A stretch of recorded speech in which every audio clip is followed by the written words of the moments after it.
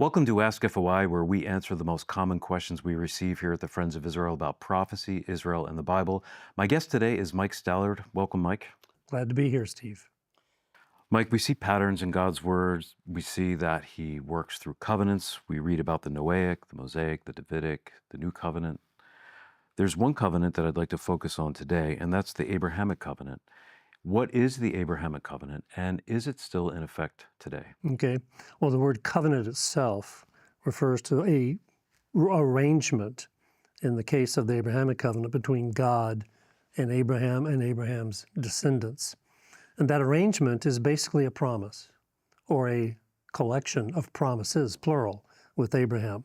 And the promises begin in Genesis 12 in verse 1. Now the Lord had said to Abram, as before his name became Abraham, get out of your country, from your family, from your father's house, to a land that I will show you. And Abraham did that. And the result is, verse 2, I will make you a great nation. That's happened. I will bless you. That's happened. And you shall be a blessing. You know, the three monotheistic faiths declare him as their father, spiritually. I will bless those who bless you, and I will curse him who curses you. We might want to ask Hitler and Saddam Hussein what they think about that verse. But there is that blessing and cursing that we believe is still in effect. And in you, all the families of the earth shall be blessed. That's the initial promise given to Abraham. In chapter 15, it's codified in a formal way, in a formal covenant ceremony, where God puts Abraham to sleep, and then God cuts animals up, typical ancient Near Eastern approach, and then there's this torch that goes through between while Abraham is asleep, and that points out that it's a unilateral promise from God to Abraham. Abraham doesn't have to have any conditions he responds to for the covenant to be in effect. Then in chapter 17, we get more detail, and there are some conditions for blessings to come from the Abrahamic covenant to an individual. But an individual's disobedience, although it can rule himself out of the blessings, it cannot cancel God's program throughout history for the Abrahamic covenant. And in chapter 17, we have a very clear statement. He says, I will establish my covenant between me and you and your descendants after you in their generations for an everlasting covenant. It's a permanent covenant to be God to you and your descendants after you.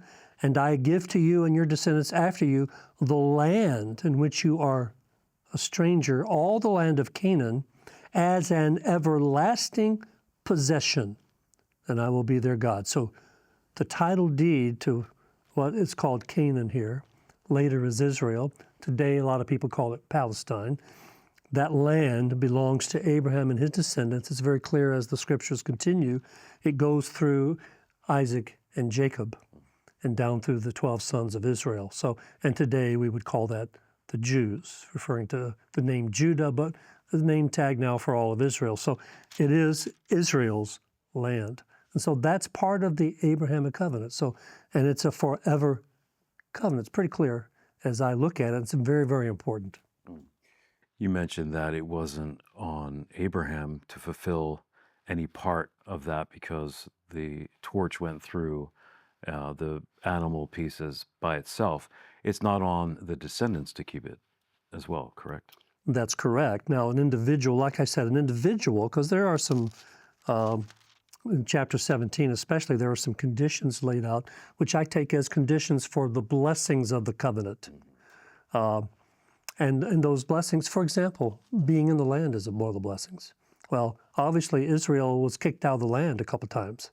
You know, the Assyrians, the Babylonians, and the Romans kicked them out. So you have their loss of the blessing of being in the land. Okay, that can happen by disobedience. But the covenant itself cannot be canceled. The covenant is a permanent covenant. According to this, it's an everlasting covenant. And even in Deuteronomy 28, which says they'll get kicked out of the land, 29 through 32 comes back and says, but I will bring you back. So it's a permanent command, and the boundaries for the land is given in chapter 15. from the river of Egypt to the river Euphrates. Which they've never held all They've of that. never held fully to the land boundaries that are promised to them. And there's no need for them to get their tanks out and go get it now. Messiah will take care of that when he comes. Really helpful. Thank you, Mike. You're welcome.